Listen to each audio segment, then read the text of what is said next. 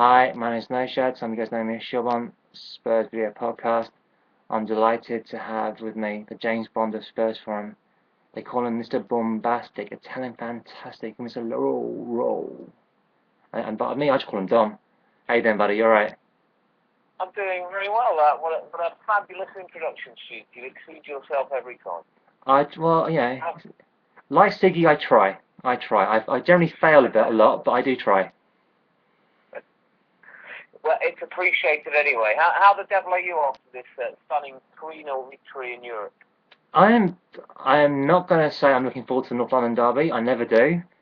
They are nerve-wrenching affairs, but I like the way we've done business. I can't remember us going into a season feeling this level of confidence. Obviously, I'm sad to be losing Bale. I'm sad that his agents or Real Madrid or himself has decided not to turn up for training the last 2-3 days. I can understand why he's done what he's done, because obviously he doesn't get injured before he has that dream move to Real Madrid. But it just, for me, it just seems a bit unprofessional. Do you know what I mean? They could just have him doing a laps in the pool or something, but just turn up, just do your job. I understand what you mean, and firstly, let's focus on the positives. I'm sure we'll come on to this in a minute. But yeah, fantastic business. I couldn't agree more. I've almost never been more excited about the upcoming season as a Spurs fan than I have in my entire history of supporting Spurs.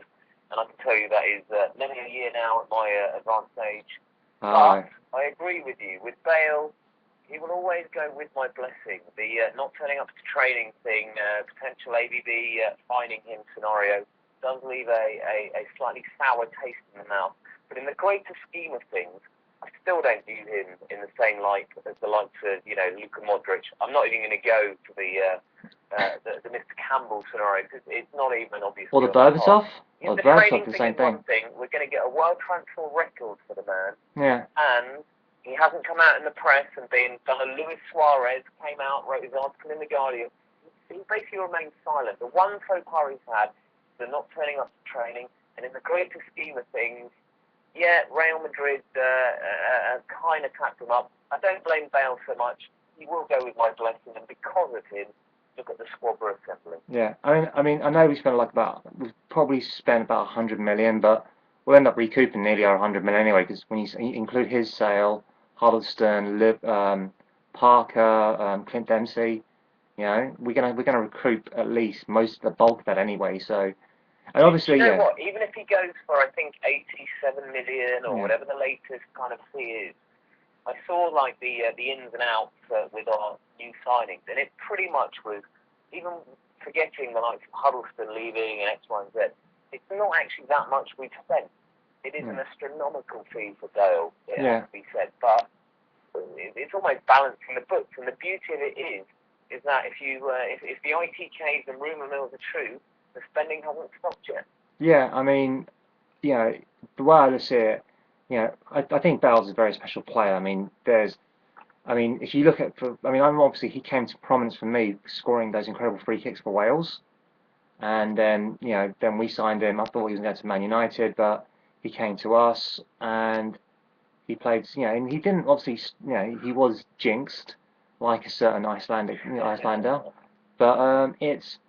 He transformed and he's had a great, the last 3 years of his career have been fantastic. I thank him for, for what he's done. Obviously, I'd like him to have stayed. Part of me, a very naive and very overly optimistic, thinks, who knows, maybe come Monday he might, come Tuesday morning he'll still be here. Maybe their fax machine at Real Madrid might be broken or something. But I said as much on the world famous Spurs forum, aka PD myself. Exactly that. We're the masters of bidding for these players, like not 85 million or whatever it is for Bale, like Real Madrid can do. But over the years, Aguero last minute at the last second of the transfer deadline window. Apparently it was as good as done. Again, if rumours are to be believed, but the fax machine broke down. Who knows? You never know. Maybe we might get a bit of reverse luck this time, or the press girl might be on holiday. Who knows? There are not many days to go until the window's shut, so anything can happen. But being realistic, I think it's as good as done could be.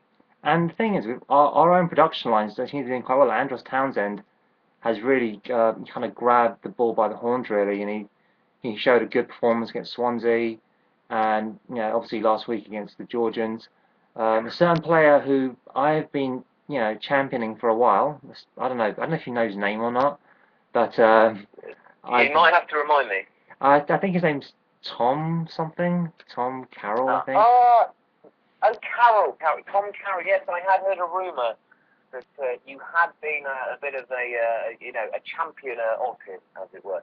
And I must admit, I personally haven't been entirely convinced, but a large part of that, to be fair, is not really having seen him that much or seen too much potential. Tonight, I actually genuinely thought, do you know what? I doffed my cap to young YouShubes, because the guy actually looked skillful. I have to put it in perspective and say it's against an awful side that, anyone in the Premiership or League One would probably run through as well. So the jury is out. However, tonight, for the first time, I actually thought, do you know what? You might have something. The guy clearly has some touches, some skills. He's looking to play it forward. He's looking for the killer ball. I should be watching him with keener interest from here on in. The thing is, the reason I really noticed him is that when Luka Modric in his final season for us, and I remember seeing a lot more of him, and there was a little trick he used to do with his right foot, and he would literally, it was like the ball was glued to him, as he did a 360 spin. Someone would be coming at him, and he'd basically do a 360 spin. So if they tackled him, they'd get the foul. He'd get past them, he'd toe poke it. So in that 360 spin, he had this incredible ability not only to shield the ball, and also pick a pass as well at the end of it. And I saw Tom Carroll. I think it was maybe again in Luka Modric's last season. I saw him doing something very, very similar with his left foot, and I thought there's something about this kid. He's obviously seen Luka Modric do this, or he's seen some of the players do it, and he's trying it, and that shows confidence. And I think if a player shows confidence at a very young age, and is able to pull it off, I said the same thing about Jake Livermore. I mean, Jake Livermore, he's doing pretty well at Hull, and I thought it was always a case of him trying too hard when he played for Tottenham. I think now he's at a team that he's going to play week in, week out. They may get relegated, they may not, but it's about getting that chance. And if you if you've got it, take it with both hands. Carl Walker. And that is the thing with the bigger squad, they have to take the chance with both hands. And tonight, as I say, we have to take into consideration the opposition, but he took the chance. He impressed. Carroll had, he looks like the guy plays the part. I haven't seen him anywhere near clearly as much as you have, and maybe some others, which is why I have to say, take that into consideration. But when I have seen him, it's been bit part, and he hasn't done too much, but that isn't necessarily his fault. So, watch this space. But with the new players, I think, much like people were debating about Sigurdsson earlier on Spurs Forum, I think, you have to grab that chance and genuinely make an impact, because with the squad we're assembling, if you don't, you're going to drown amongst the other talent that's around. Yeah, I feel for Siggy. I mean, I really do. I mean, he hit the crossbar. He was so close so many times. He got an assist, but he tries so hard. And if you took Siggy's effort and combine that with Adebayor's physique and skill set, you would have a player that wouldn't be at Spurs. You'd have a player at Real Madrid. I quite like combining players and getting a hybrid. I completely take your point. I'm not sure, given the performances last season, regardless of physical stature, I'd include Adebayor in any of those hybrid combinations. But, people have said it before about, if Huddleston had the athleticism of Genus, for example, back in the day, what a footballer that would have been. Unfortunately, they each had a little bit of, expertise in one field, but not the others. And yet like mixed martial arts shoot. One skill set cannot survive these days. You need a well-rounded set of attributes to get on in your chosen profession. And ironically, do you know what? About say 6 years ago, I would have agreed. But I think you've got guys like Anderson Silva who showed that you need to have at least a well-rounded, but have one particularly very strong skill set. And now you've got guys like Jose Aldo that actually have two strong elements of the game.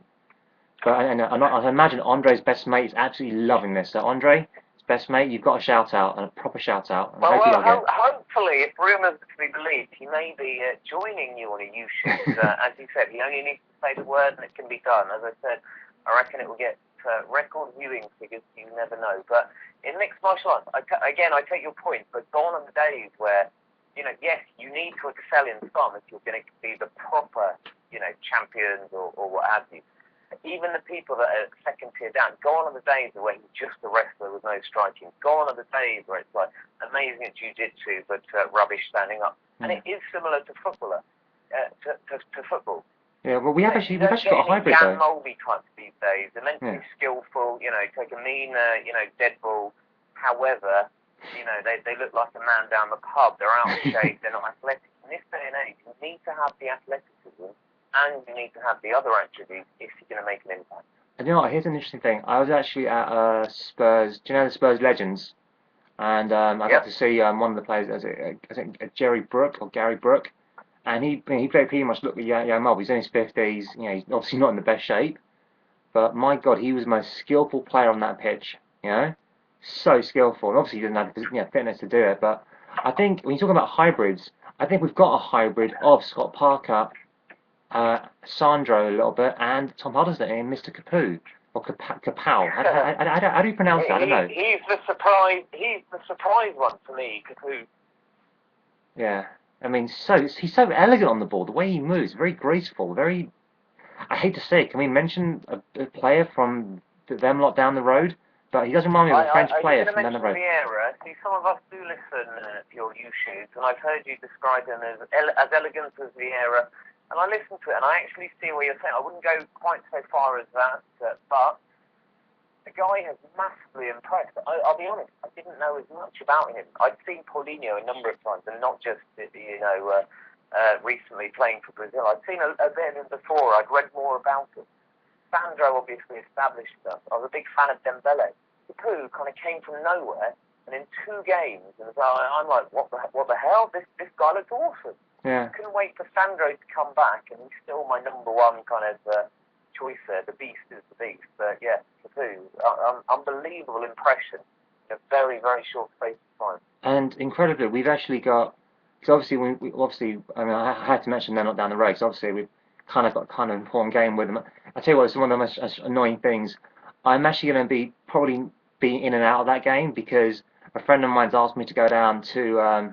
Ironically, south of the river, actually, where Arsenal actually are from, to actually help him train in some jiu-jitsu. So I'm going to be kind of trying to catch his bits of the game as I'm training with him, basically. Hang on, let me get this right. He has asked you to go and help him with jiu-jitsu, which you very kindly agreed to do. However, the problem is this clashes with the North London derby. Yeah, well, to be fairly fair, it clashes. He's a Liverpool fan. He clashes with Liverpool Man U as well. He just realised as well. So. We're going to be basically. You can call me. You come to me with a problem. I'll give you the solution. How about doing the jiu-jitsu stuff after both games? That surely is a win for you, a win for him, and a win for football. Unfortunately, although he is master of his domain, his missus is the Empress. She's the boss in that house, and so basically we've got the afternoon. So, and she's lovely and all that, but I think. He's asked me to come down. Hang on, this gets worse. So basically, the whole reason is not because you could only be at the gym at a certain hour. It's actually his house. His missus can't do it. It was actually at his house. Actually, he's got like little jigsaw mats. So somehow I think what we're going to be doing is, obviously, there are ways to watch the football on the old laptop. We'll link it up to the big screen, big massive flat screen he's got, and basically we'll just be doing some, as Stuart likes to call it, gay things, obviously. So. Well, you and I both know that's misguided. All I would say is put him in a rear naked choke him out, and then watch the game at your leisure. Yeah, I know it'll be fun. Yeah. Another submission, put him out for the count, and this North London derby. You mentioned, you never feel confident before it, or this, that, and the other. Don't get me wrong. I know I get berated for, and I do. You berated, Dom? Who would berate you? It seems to be, just kind of my thing, as it were, on TV. But come on, why? I hate people that don't even mention any confidence until after the match, and we know we've won. For fuck's sake, we have the best squad we have ever had, I think, in my living memory. Yeah. Even in recent years, we've made so much progress. We've started to win games against top four. Everyone's like so far too worried about, oh no, you couldn't possibly have some banter with anyone that's Arsenal because, oh, heaven forbid if we lose. We've had 20 plus years of losing to them. Now they're a little bit worried. We're actually starting to compete. Let's have a little bit of fun and enjoy football for a change. You know, we've got a great team. We've got a great chance. Yes, we may lose, but up until, you know, Sunday, and when I actually watch the game, I'll still be having a bit of fun with my Arsenal pals, and most of my mates are Arsenal fans. So, you know, if I keep silent the whole time, let's just say it would be a very dull kind of evening out. I'll tell you how confident this is. A friend of mine has said, my buddy Kevin G. I don't know if you saw our earlier YouTubes. He's the guy from the I US. did, and shout out to Kevin G. For the record, I'm sure he's a regular listener. I hugely have enjoyed. I'm sure I've seen him before on a YouTube doing the, you know, the Anglo-American kind of contrast to it. So, Yeah. yes, I certainly did watch that one. Well, he actually made a bet last year, which he honoured. That he said, you know what, if we lose, if Spurs He lost, wears a shirt or something, doesn't he? yeah, and you know what? Again, he's going for the same thing. And he says, if Spurs do not win, he's going to wear the Arsenal shirt. That's how confident he is. And obviously, maybe he's a man. But yeah. I've just given him. I love a bit of confidence. You know me. I'm all for having a bit of let's get behind the team and have a bit of fun. Why not? However, Kev, much like I've just complimented the YouShubes, this is one thing. You know, I know you're American, but there are certain things that you just can't do, and one of them, I know it might. It's part of the bet, though. It's part of the bet, though. It's part of the bet, and he honoured his bet. He's an honourable man like yourself. And he's honouring the bet, and that's the terms of the bet. I don't want Kev to do it to himself. He seems like a nice chap. He's I want awesome. the man to be able to sleep easy at night, and I fear if he loses the bet, and I don't think he will, to be fair. But hypothetically, if he lost the bet, I want him to be able to look himself in the mirror and not, you know, do a little shudder thinking of that abomination that he was forced to wear for the sake of a bet. I know, but you know what? It's, yeah, you got to give credit. Yeah, I mean, he's got to give credit. Because the thing is, I've done early YouTubes, and so guys, Hang on, give a chance. What do you wear if you lose? If Spurs? Well, no, because he made a bet with another Arsenal fan, that some guy in Philadelphia or something. He said, "I'm gonna, you know, basically we win." I thought it was a bet with you. No, it's a bet. It's a bet with he's made a bet with an Arsenal fan that he's gonna wear that guy's sock. Completely, Kev, ignore exactly what I said. That's even more honourable. Yeah, that's what I'm saying. Yeah, but we better win because the joy. See, this is again the same thing. The people that go, oh, you could never do the mind the gap, and yes, that was a bit terrible and a bit cringy. I do agree, but come on, the amount it wound Arsenal fans up, it's just a bit of fun after all. It's a game, as they say. Well, I think when we had the mind the gap, we had a terrible start to the season. Obviously, with Luka Modric's head not being right and all these things going wrong. And then suddenly, you know, we're 10 points ahead, and suddenly it's like, could it be happening? And then, obviously, I honestly blame John Terry actually for basically being who he is, and basically causing Fabio Capello to resign, and the whole thing. So I think it's a Chelsea conspiracy. Obviously, everything's a Chelsea conspiracy. You know? Yeah. So, but no, do you know what? I mean, it's incredible. Like, don't get me wrong. I mean, I would have liked Willian, but we didn't get him to have much. 30 odd million, and we've got, I think, a much better player, a much younger player in Eric Lamela. They like to call him Coco. Lamela. The chants are almost writing themselves. I agree. I was again an admirer of Willian. I was before he went to you know, the end of the world for the money last season. You know, he is a class player, and he is the type of player that we need. You know, our midfield enforcers, that's sorted. We've got a bit of creativity in Dembele, but he's yet to come out of his shell.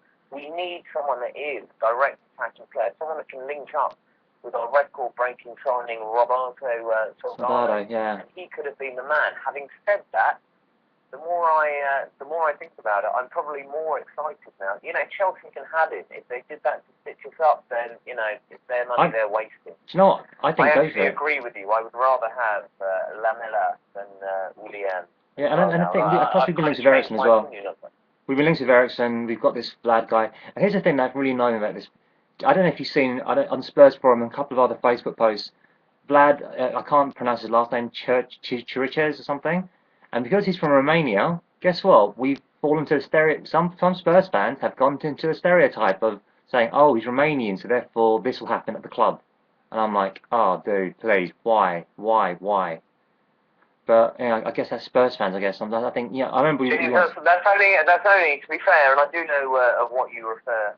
I'll be honest, that was fairly kind of stamped down on relatively quickly. So it's always the case, a very very small minority. So I'll be honest, I wouldn't even worry about that. Do you know what? They're a wanker. They're a minority. I don't know much about this Romanian lad, but again, I was worried about Kulka leaving. Thought he was a prospect. Apparently, this guy can come in and be slightly better than him at a fraction of the cost.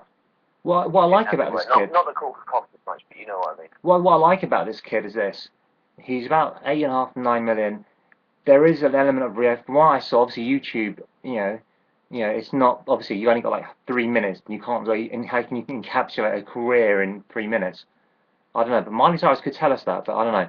But I don't know. In 3 minutes, you can't say a huge amount, but there's there's a bit of that, like Rio Ferdinand, that show pony kind of thing, That kind of worried me a little bit, but you know what? He's able to pull it off, and if he makes it work, go for it. I mean, I just think that we need, if you look at our average age of our defenders, I think Dawson's 30, 29 going on 30. Cabal is 27. 30 yet. Is he Dawson? He's almost 30. Is he 30? Yeah, he's 29. He'll be 30 this year. Okay. Cabal is going to be 20, 27, 28. The Tongan is 26, 27. It's obviously not old, but what he does, he brings the average age down significantly, and he's and I think there's some real quality there, and Capu can obviously slot in. They're not even the players he lists, including Dawson, who wouldn't be in my starting back four. Yes, I still I love the guy. I hope he stays at the club. He is a solid player for us to have around. The ages you talk about, these aren't, the lightning quick Michael Owens that all of a sudden the hamstring injuries, lost the pace, lost half of your game. These defenders that we have are young for defenders. Yeah. They're not even at their prime yet. They've got these years ahead of them. Kabul, he's younger, I think, than whatever age you said, a little bit younger. All our back team. Vertonghen, captain at Ajax, he's a young, defender, not even close to his prime yet. Their best years, if we push on and have success, could be with us. We could have an awesome back four that are settled young international players, in the prime of the game. With Hugo as well. Hugo's 26, very young. Hugo's very young. I mean, Hugo Lloris is quite young. I think he's 26, 27. So, and goalkeepers can go for ages. Another prime example. Goalkeepers even more so than defenders. I know Brand's the exception, but you look at how many keepers have kept up. The really good ones that have kept an exceptional level into their late 30s and X, Y, and Z. Lloris he's already captain for France. He, in my opinion, was an absolutely fantastic signing. No offence to Brian Friedel, but he is a significant upgrade, not just a little upgrade, a significant upgrade. And he is, in my opinion, people say, we've got a bit of a Spurs bias, and there's a valid argument to that. However, why not? Why can't we be biased? I think he's the best goalkeeper in the Premiership, and we haven't had one of those for quite some time. I wouldn't. Do you know what? I wouldn't disagree with you. I think I'd rank him equal with, say, De Gea and Cech.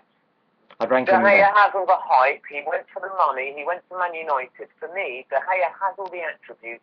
Been a little bit shakier than Lloris has. And I would have him above De Gea for now. Yes, that might level out. De Gea may go on to the path, and personally, I doubt it. But for me, Lloris is, De Gea's grown into his role a bit more, but he still had the shaky start. Lloris, on the other hand, I was pretty confident in him right from day one when I saw him on our pitch.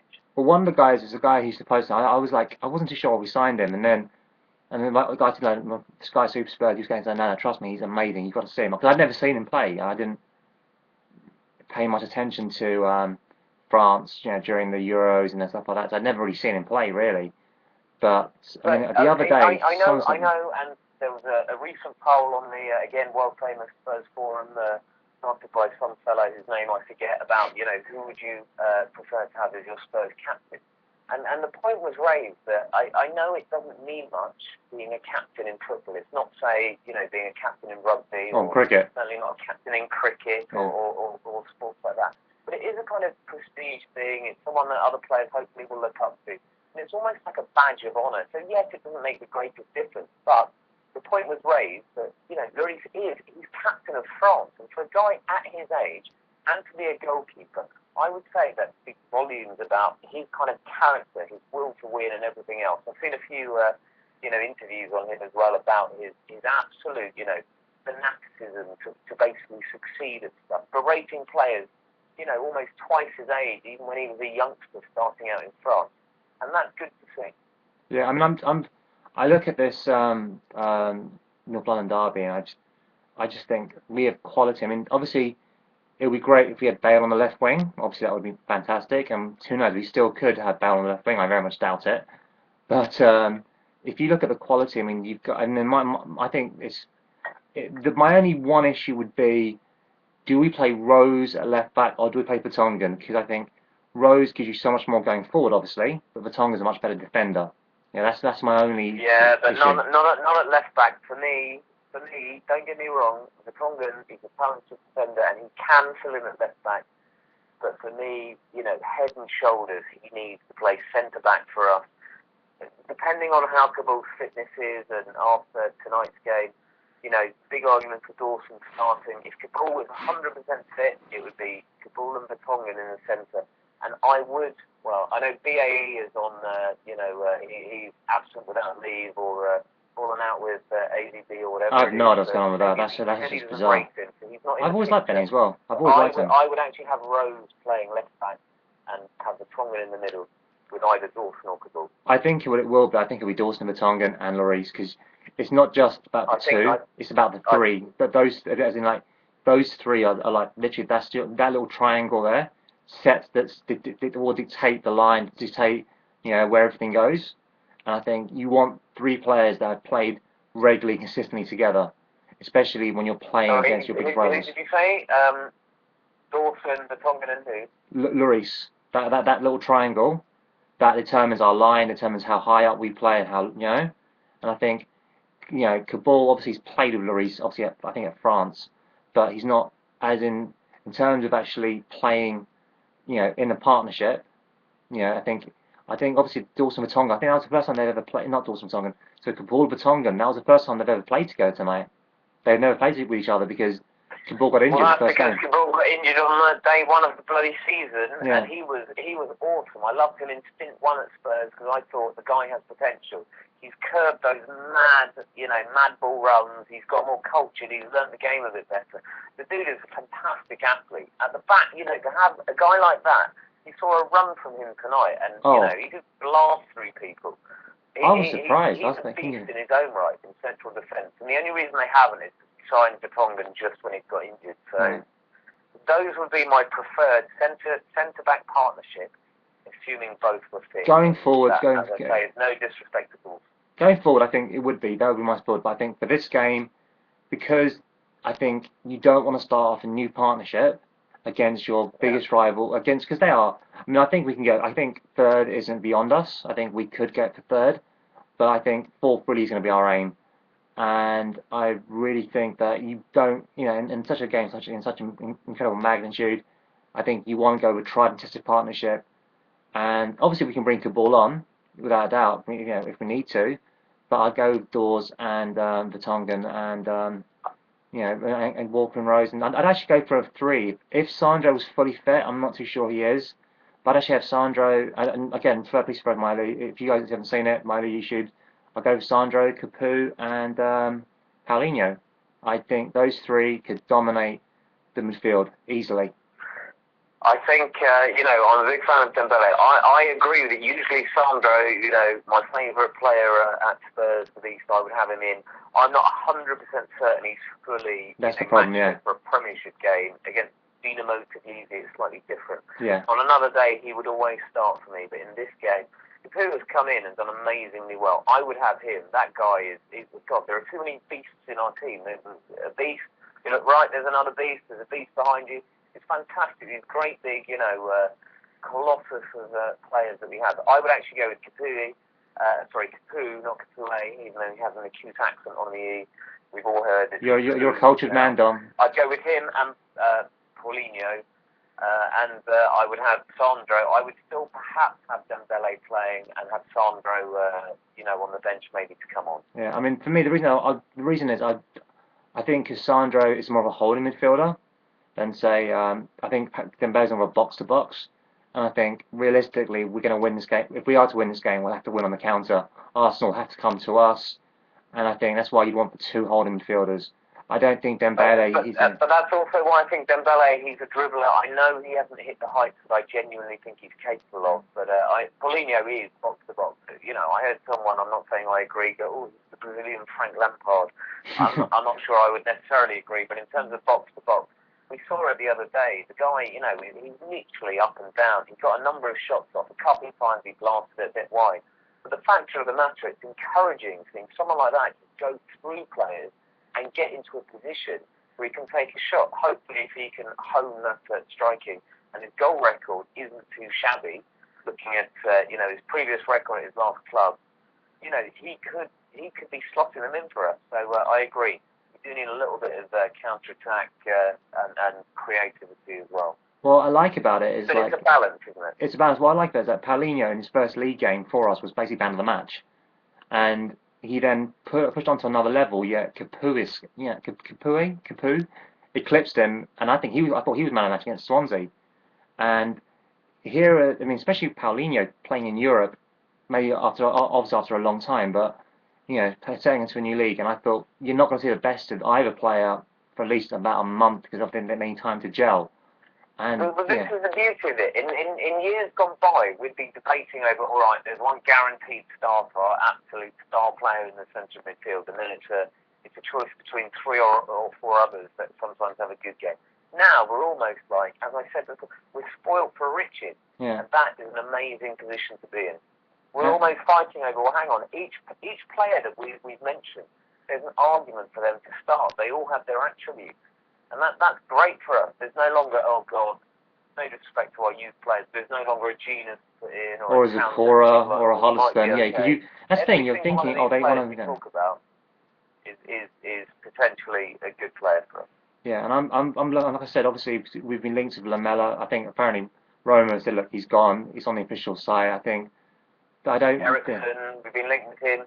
Chicharito, I would love us to sign another striker. He's the one who actually mentioned it. We got two tonight, but if we got Chicharito, like Soldado, what a signing. Yes, he's only got 2 penalties so far.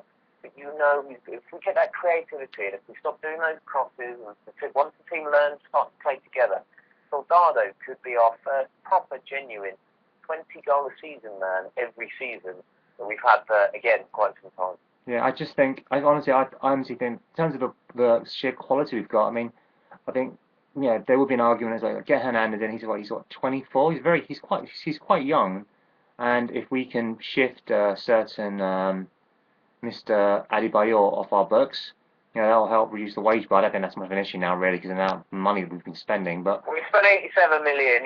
Let's live a little with the wage stuff. We need to ship Adebayor out because he was useless for us last season.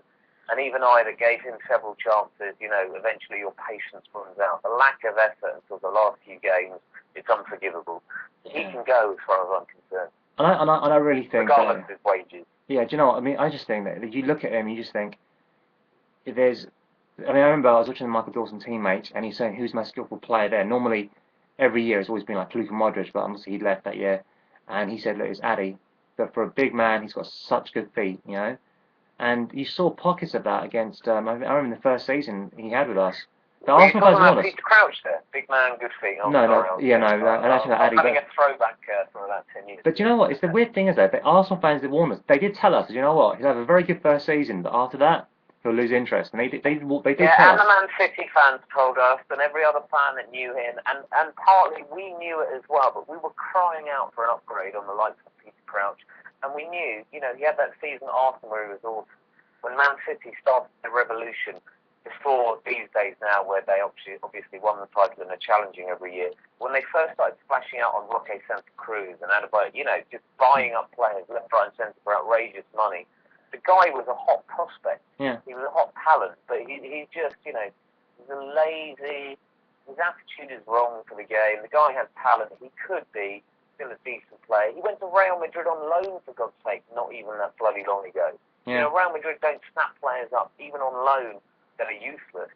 But he just doesn't have the conviction, the courage of his convictions. And incredibly, they didn't sign him. The clock will run out for him at Spurs. And they didn't sign him on loan either. I mean, they needed a striker, and Benzema's never really hit the heights for them. Higuain's a good player, but he's never really hit those heights. And they needed a striker, and they said, we're not signing him. And I think... See, I said... And I remember, here's another thing, Balotelli, who I think obviously came in to replace Adebayor when Adebayor moved on. But it's incredible. He's actually gone back to Milan, and he had to take a pay cut apparently to go back to Italy. Whereas Mr. Adebayor, with his apparently the charities he supports, chose not to take a pay cut. So the less said about him. I know, but then you talk about strikers. Remember the special one before his return to Stamford Bridge was obviously manager at Real Madrid for a while. And, famously, last weekend, they started the game without a recognised striker. Yeah. So at Real Madrid, you say they haven't had an out-and-out striker. They almost were trying to play the whole kind of crowd midfield with hugely creative, talented, forward-thinking players. And they don't sometimes need that out-and-out player. Sure. Benzema, I think, is a hugely, talented striker. I so hope, another reason for hopefully delaying the Bale transfer, there are links with Benzema to Arsenal. I would hate him to go to Arsenal because I think he would do the business for us. Well, if we start really tying up the facts for Bale, let's face it, you can understand I don't know how facts work. I'm not, obviously, I don't know, I haven't used the facts in absolutely God knows how many years, but... Well, it's the 29th of August now, the clock is ticking. I'm hoping that Levy, and I know this has been speculated on, I'm hoping Levy can delay it as far as... I don't want one of our direct rivals, and let's face it, we are now direct rivals with them. We're no longer the also-rans. We compete with them every year. Yeah. I really don't want them to be strengthened. And the Arsenal fans are in disarray on Twitter and also in the real world because, you look at our spending. Everyone's saying Arsenal have had, 100 million spent for 3 years, and they've spent nothing. And they even signed one of their old players, Flamini, on a free transfer. It's good time. Well, here's the thing. I mean, if you look at their balance sheet, they had things that 100 million in reserves. But one of the things that was dependent on was the fact that I think the Champions League it guarantees you 50 million pounds. Just being in it, just from match tickets, sponsorship, TV money, everything. And basically, if they're out of the Champions League, that's a 50 million off their reserves straight away. So yes, they do have 100 million. I hope last season and the season before we would get there ahead of them, because I think the longer they hold on to that checkbook and don't spend money, the season that they don't qualify for the Champions League, that is the day they will actually start to genuinely decline, not just in the eyes of their fans in terms of, they see 4 places of triumph now. We've been gunning for that for years. They've had it as almost a given. The day that they don't, or the season they don't qualify for the Champions League is the day that we can sit up and think, right, now is our chance to actually shift the balance, not just speculatively, but decisively. I'm actually going to give you a prediction, actually, and this is a long, long prediction, but at the end of the season, I think Arsene Wenger will leave Arsenal by mutual consent and go to PSG. I really think so do I. I never thought I'd see the day. Because he is the guy over the last, decade and a half that brought them success. I always thought, once they get rid of, their best players, they seem to do every year, Petit, Vieira, Henry, in more recent times, Fabregas. That was a problem. But they always had Robin Van Persie. They always qualify for the Champions League. And the one consistent factor I suddenly realised was Wenger. However, his time has come and gone. He's not buying players. They're a shadow of what they used to be. They genuinely are. This is kind of the time to do it. I don't think your prediction is that far off. I can see that happening as well. I think there's a chance that he may even go sooner than that if it hadn't been for his, revolution at Arsenal, because he's so respected. They won't mug him off, for want of a better phrase, and sack him. Well, They'll I let him think see this out, and they won't if they don't qualify for the Champions League, it's goodbye. I agree with him. well, I think what happened was, I mean, obviously we all know that he actually signed apparently Arsenal long before they appointed him as manager. They'd signed players. I think they signed Vieira from AC Milan.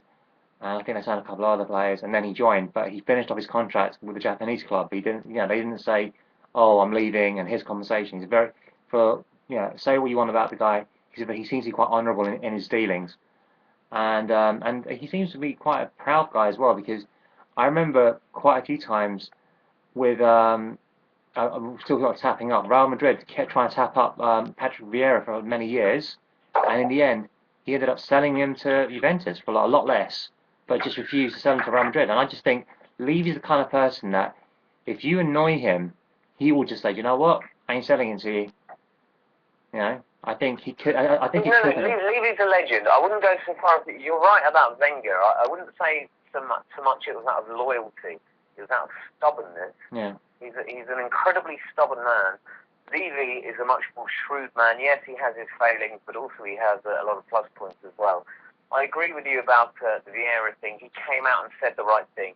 And the reason he said that is because he knew what a loss that would be. That wasn't out of any kind of sense of pride or, I won't say it to Real Madrid and I'll say it. He got what he needed out of Vieira for the extra years. He succeeded in doing that. He turned down the millions from Real Madrid. And when he sold him to Juventus, when he went to Juventus, was he ever as good as he was at Arsenal? Even when he came back to Man City, not even close. No. The beauty of Wenger always was that he got rid of players. Some people were like, what? You can't get rid of him. But he knew when to get rid of them. A couple of recent examples, Fabregas and Van Persie, are what has tipped the balance. And now Arsenal fans are like, hang on a minute, you haven't sold them at the end of their prime. You've sold them when they are still at their prime. So, I can see Wenger going as well. It can be a new time for Arsenal, and hopefully a less productive one than under Wenger's reign. So, can I tempt your confidence with a prediction for something a little bit more, upcoming in the future, something that definitely that's more immediate? The Arsenal game. What scoreline would you go for? Well, we've kept a clean sheet in every single game we've played this season, as someone pointed out earlier on the forum.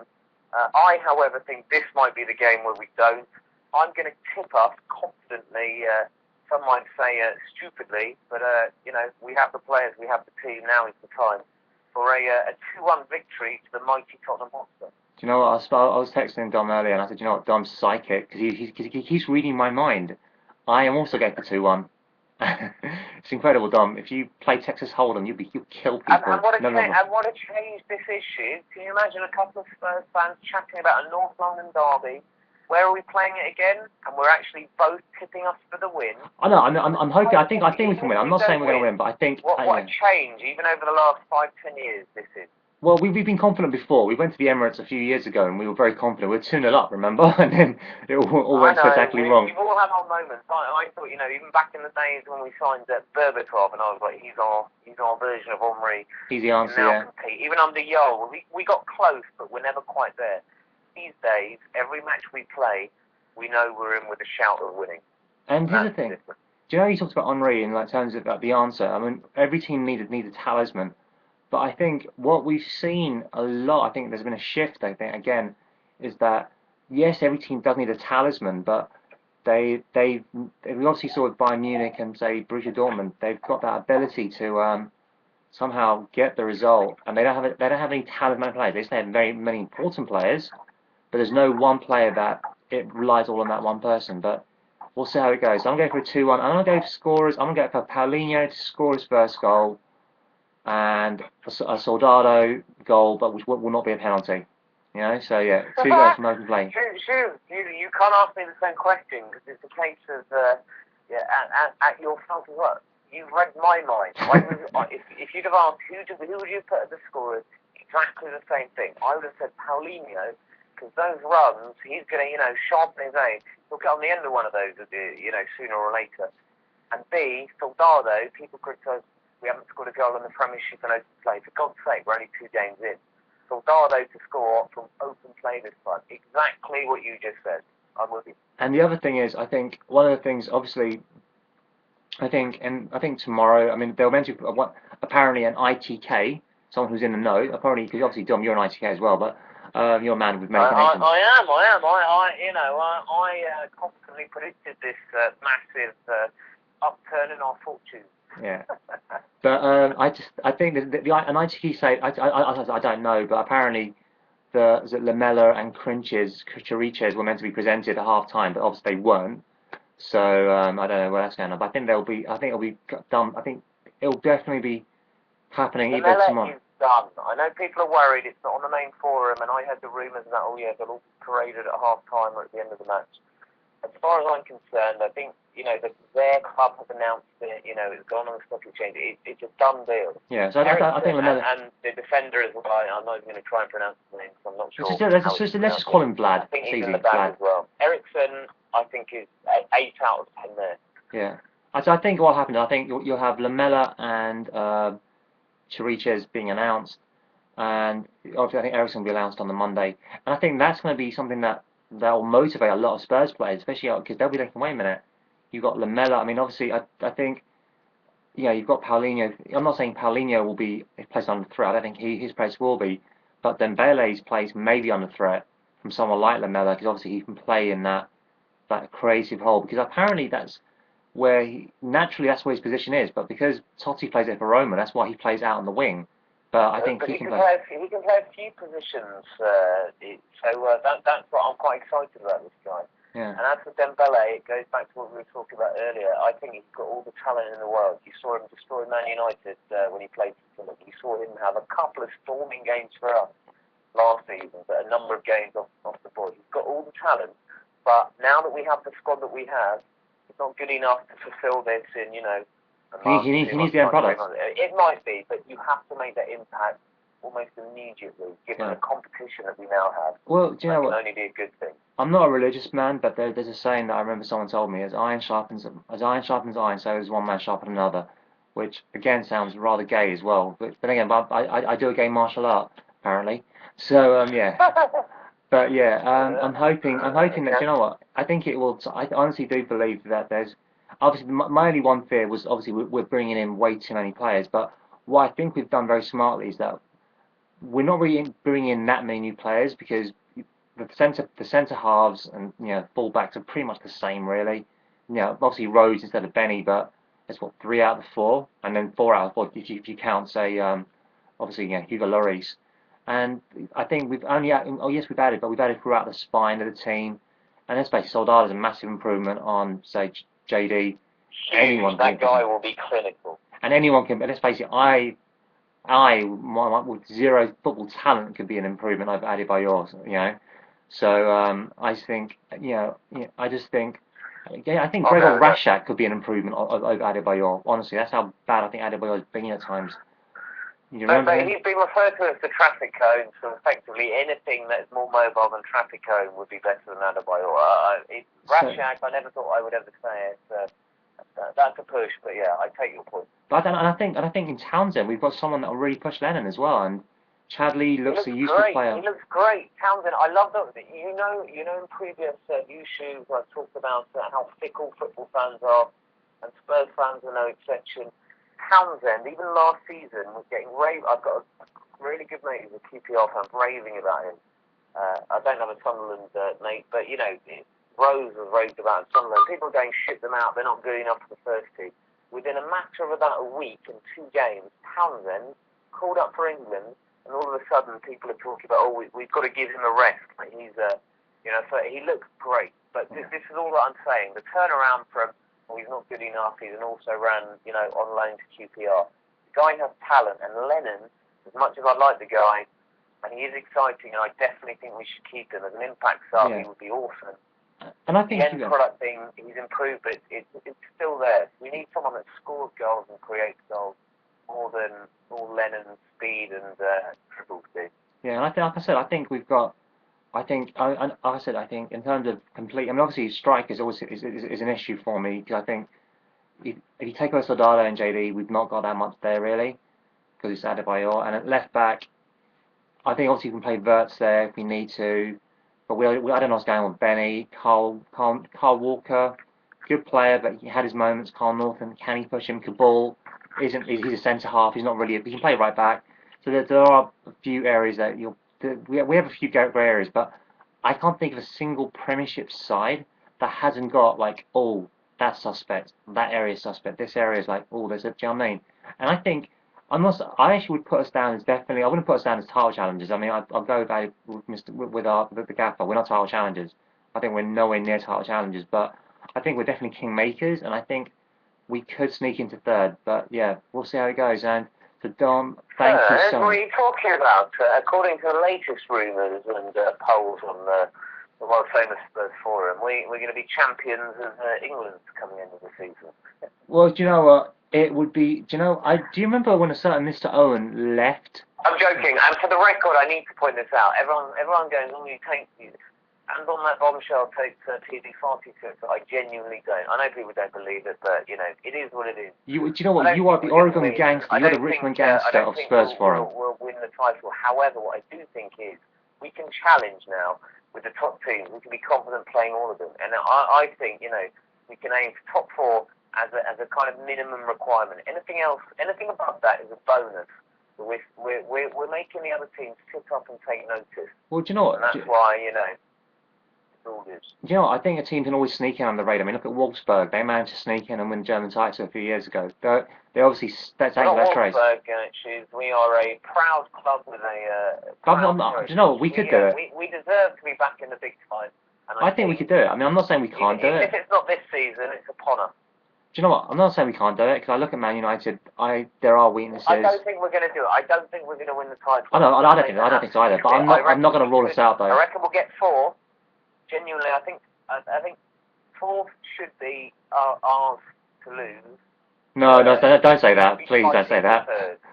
But you know what? Honestly, do you know what? I just think in the last few years, I mean, every team I think's got a weakness. I think we have our weaknesses as well. I know, but Arsenal are going downwards. Man U have a new manager. There's time to adapt. Chelsea have the special one back, but Lampard, Terry, etc., even Cole, they're all getting older. Did you watch the game? However, are on the ascendancy. Lampard was missing. Did you see that? I didn't even see Frank Lampard in that game. I don't know where the hell he was. He just seemed invisible in that game. I don't know where the hell he was. He's already scored about 20 goals this season. So, yeah, but Frank Lampard in that Man United game, he was invisible. Let's not be too hard on Frank. But no, I'm saying, I just thought that he was, and I just looked at that game and I just thought, you know what, I know it's early days, only the second game of the season, but I don't look at any team and think there's, I don't see any weakness in their game. I can see weakness in all the teams. And I think, Chelsea, for me, are my favourite. I think Chelsea are favourites. Chelsea on the title. I think Chelsea are definitely on the title. Their attacking players, it's ridiculous. Man City, again, new manager. They'll be there or thereabouts. Man United, even with Sir Alex gone, again, they will be there or thereabouts. Yeah. That's why it's so hard for us. We'll win it. I don't think we'll win it, but I think we can definitely be in there. If Man City had never had their millions, or Chelsea never had, and I know everyone's we're buying stuff now, but come on, it's a long time coming. We'd be challenging for first or second, but Man City had come out of nowhere. Chelsea had been around a while, but they came out of nowhere. It's a tougher league to compete in, but we should be happy. We should be looking for top 4 as a minimum, I reckon. Definitely. So let's look forward to that North London derby. I'll try and see what bits of it I can while I'm being choked and tapped out on Sunday. And yeah, as always, thank you so much, Dom, for being on YouTubes. As always, anyone who wants to be on YouTubes, just like I said, you want to be on it, just give me a shout, and I'll do my best to make it happen. And I'd imagine they will be queuing up round the corner now, Steve. I can imagine. A couple of others. Yeah, I can imagine ABM and Return Paxo. They're camping out right now. So I just realised how bad that sounds actually.